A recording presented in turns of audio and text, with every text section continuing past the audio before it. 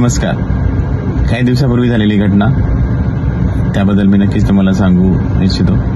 काय असतं की प्रेग्नन्सी राहिली, डिलिव्हरीचा वेळ जवळ आला आणि त्यानंतर नवीन मातेला ज्यांची पहिल्यांदाच प्रेग्नन्सी राहिलेली आहे अशा केसेसमध्ये त्यांना त्याबद्दल थोडीशी माहिती नसते. केस अशी होती की प्रेग्नन्सीचा टाइम संपत आलेला, म्हणजे 9 महिने संपत आलेले आणि पेशंटला अगदी 9वा महिना संपल्यानंतर किंवा संपतानाच डिलिव्हरीच्या काळात सुरू झाल्यामुळे दवाखान्यात आणण्यात आले. त्यानंतर लक्षात आलं की पेशंटचं लिकिंग आधीच 36 घंट्यापासून झालेलं होतं. म्हणजे काय, गर्भजल सुटलेलं होतं, पण ते नवीन मातेला किंवा त्या नवीन पेशंटला किंवा पहिली डिलिव्हरी असल्यामुळे तिला ते लक्षात नाही आलं आणि घरी सांगितलंच नाही.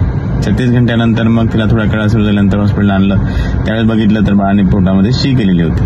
आता हे जे गर्भजल असतं हे 36 घंट्यापासून लीक होत होतं किंवा सुटलं होतं किंवा ते पाणी जात होतं, यामुळे इन्फेक्शन आईला होत असतं. हॉस्पिटलला ऍडमिट केल्यानंतर पेशंटला अँटीबायोटिक देण्यात येतात. मग शी केल्यामुळे सिझेरियन करण्यात आलं. त्याच्यानंतर पेशंट 2 दिवसात हॉस्पिटलमध्ये बरा होतो, 3ऱ्या दिवशी बरा होतो, 4थ्या दिवशी सुट्टी केली जाते.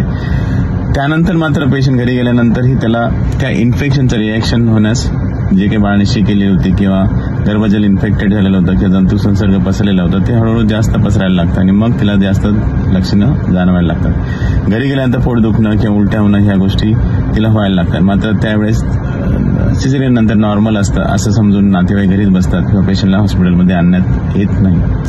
त्यानंतर तिसऱ्या दिवशी पेशंटला हॉस्पिटलमध्ये आणण्यात आलं आणि त्यानंतर तोपर्यंत पेशंट बऱ्यापैकी सिरियस झालेला होता किंवा बॅड किंवा ते जंतू संसर्ग बऱ्यापैकी पसरलेला होता. पेशंटचा कावीळ झालेला होता आणि लिव्हर आणि किडनी या दोन्ही अवयवावर त्याचा परिणाम झालेला होता. ह्या सगळ्या गोष्टी फार महत्वाच्या असतात. वेळेत डॉक्टरला दाखवणं फार महत्वाचं असतं आणि त्यानंतर पेशंट अगदी सिरियस होऊ लागतो.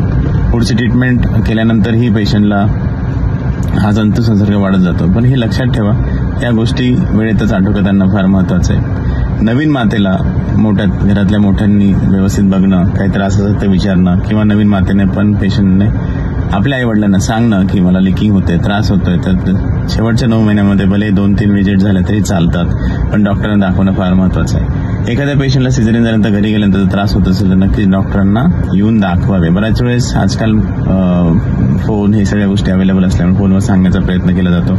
पण हे लक्षात ठेवा, फोनवर ह्या सगळ्या गोष्टी क्लिअर होत नसतात किंवा डॉक्टरांना पेशंट दिसत नाही किंवा लक्षणं कळत नाहीत. त्यामुळे लक्षात ठेवा, ज्यावेळेस पेशंटला त्रास होतोय तर नक्कीच डॉक्टरांना प्रत्यक्ष दाखवणं फार महत्वाचं असतं.